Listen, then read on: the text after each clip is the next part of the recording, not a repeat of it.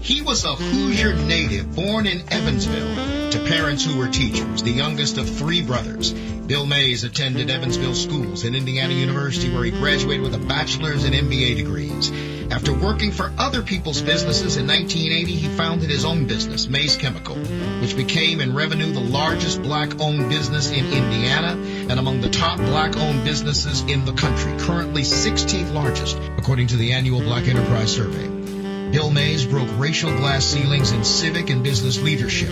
First black to head the boards of the United Way and the Indianapolis Chamber of Commerce. The only black to head the State Lottery Commission.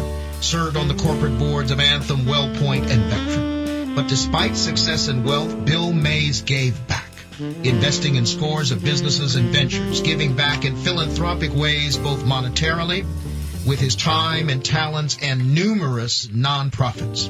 Mentored and counseled scores and nurtured talented African Americans to be successful in business and the professions. At a time when the nation is talking about the fact that Black lives matter, William G. Bill Mays was truly a black life that mattered in oh so many ways.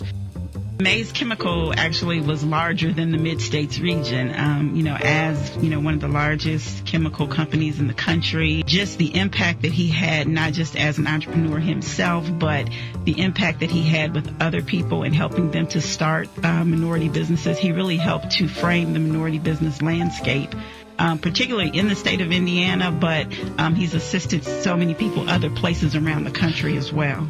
I remember when I first met him, he had like a plaid pants and a green jacket. I don't know who got him to start dressing, but I think Kristen started got him to dress. The record show that Gino made the first fashion reference on this program today. Hey, that was my guy, you know what I'm saying? I'm keeping it real, but to this day, I'm trying to figure out who got him, because it was a gradual, move to a little bit better fashion. I don't know if Kristen did that, his wife, I don't know who did it, but thank God they did it.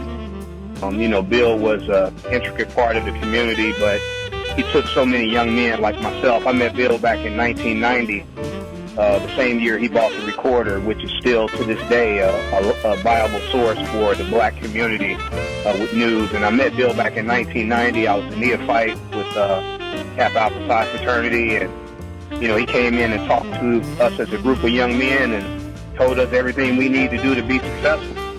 I was the president of the chamber when Bill became chair, and interestingly, I just had lunch with Steve Steidel, and Steve preceded Bill as chair. And Steve had a very strong feeling about the chamber needed to take a step, that it should have taken probably years before, but it was time to take the step to have a minority chair. The day we had a news conference, we thought it was significant enough in becoming the first African-American chair of the chamber.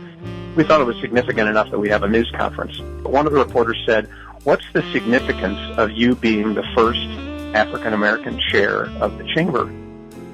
And Bill's answer, without batting an eye, was, "Only the fact that you would ask that question."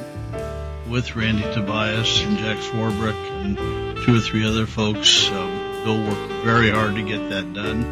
And he stayed with it during the fundraising. You'll recall we raised $50 million. Bill helped us. It was remarkable. And the impact of that particular effort is in the multi-billions of dollars in terms of its economic impact on our city. Our interview begins with me asking Bill the critical importance of even having a black-owned business. Well, I think it's absolutely critical because there is a tendency for other institutions not to hire African Americans.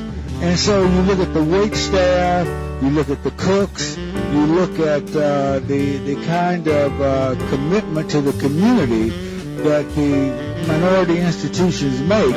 It does make a difference, and that's what that's why I'm out here. Very pleased that we do have successful African-American businesses, minority-owned businesses across the state, and there's certainly room for a lot more.